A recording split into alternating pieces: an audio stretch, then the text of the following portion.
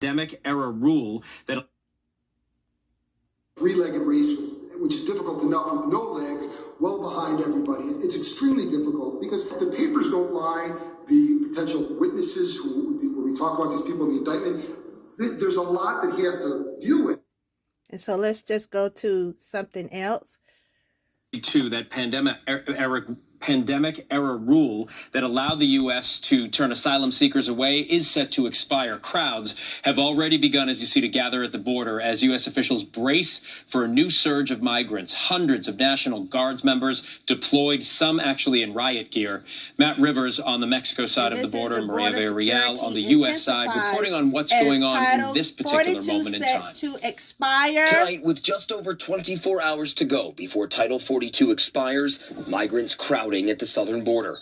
From California to Arizona to Texas, where the National Guard is already in place, wearing riot gear in Brownsville. Federal agents sweeping through the streets of El Paso, waking migrants before dawn with flyers, warning those who had entered illegally and had not filed the proper paperwork to turn themselves in or risk being deported. Lines of migrants surrendering to Border Patrol in El Paso this week. Title 42, the pandemic-era policy that quickly expelled migrants based on COVID concerns, will end late Thursday night.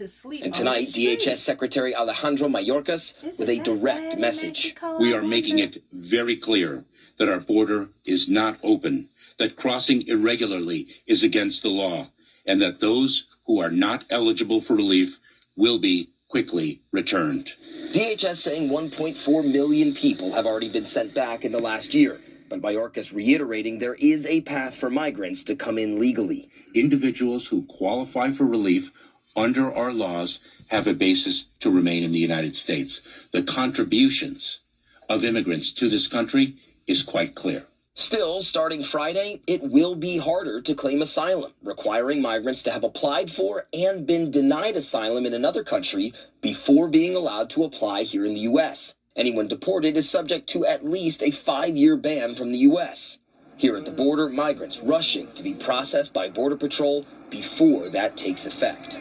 We've been here for days now watching as hundreds if not thousands of migrants have crossed from Mexico going under this concertina wire and are now trapped in the shadow of the U.S. border wall in the harsh desert conditions.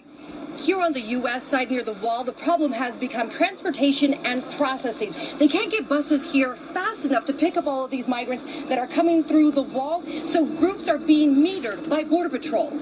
Migrants searched as they make it through that fence and onto buses to be processed. Tonight, across the country, leaders stressing they're already overwhelmed.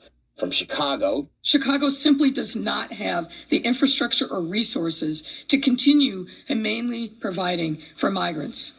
To New York State, where Rockland County is now seeking a temporary restraining order against the city of New York after the mayor there announced he would send migrants to that county. They just say, basically, Rockland, be damned, we're going to do what we want to do. President Biden overnight warning this could take some time. We're doing all we can. It's going to be chaotic for a while. I have to send him home. And Matt Rivers joins me now. Matt, how is the Border Patrol preparing for this tonight?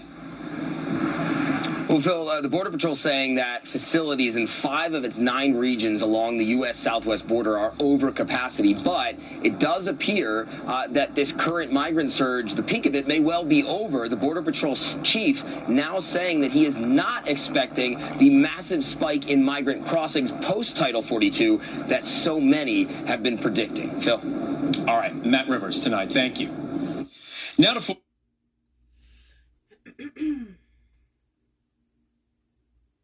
So, here's the thing with me. And as you know, I'm definitely not against anybody, but I feel that to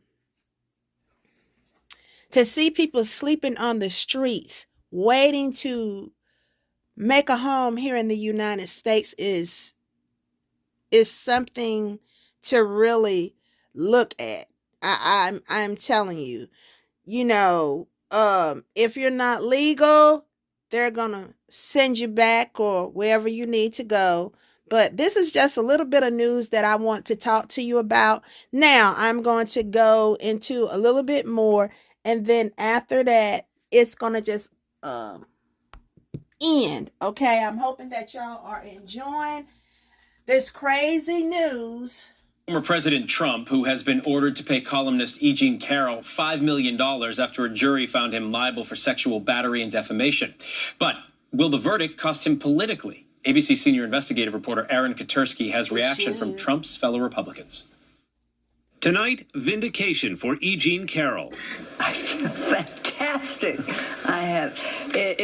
Yesterday was probably the happiest day of my life. Carroll winning her defamation and battery lawsuit, the jury awarding her $5 million in damages after finding former President Trump sexually abused her.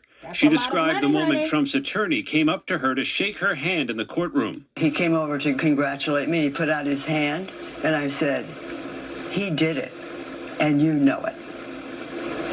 And then we shook hands, and I passed by. So I got my chance to say it. Overnight, Trump's anger on full display. He posted multiple messages and videos on social media. I have absolutely no idea who this woman is. The Liar. verdict is a disgrace, You're lying. a continuation of the greatest witch hunt of all time. Absolutely a shame. Trump's Republican support has been mostly unshakable. I think it's just, frankly, another example of the way in which our system is trying to use lawfare to attack Donald Trump. But for Republicans who have already moved on from Trump, the verdict reaffirmed their doubts. Well, the jury of President Trump's peers found him responsible for sexual assault. I hope the jury of the American people reached the same conclusion, which is he is not fit to become president of the United States. Thank you. And Aaron Katersky joins me now. Aaron, I guess time will tell if this case impacts Trump politically, but as we know, there are more cases looming right now. Give us a breakdown of what else the former president is going to face.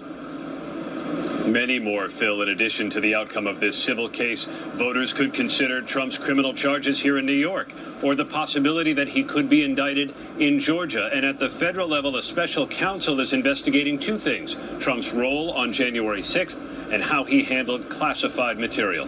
Phil? Much more to come. Aaron Katersky, thank you. So, what do y'all think about that? I can tell you what I think about it. I think that if you commit a crime as he has, then you should pay for it. He should not have any type of special counseling from anybody. You know, if you've done it, then you must answer to it. That's how I see it. That's how I see it. And I'm so tired of hearing witch hunt. Do you have that much trust in a witch that you got to keep saying that? Okay, so I'm so glad that y'all tuned into a little bit of what's going on in the news, and got something out of it. Okay, give me a thumbs up. Welcome, welcome, welcome to all of my followers, even to followers that's going to come aboard. Thank you so much for coming. I need more followers. I need more. We're trying to reach a certain number. Okay, so y'all have a good day. Take it light. Los.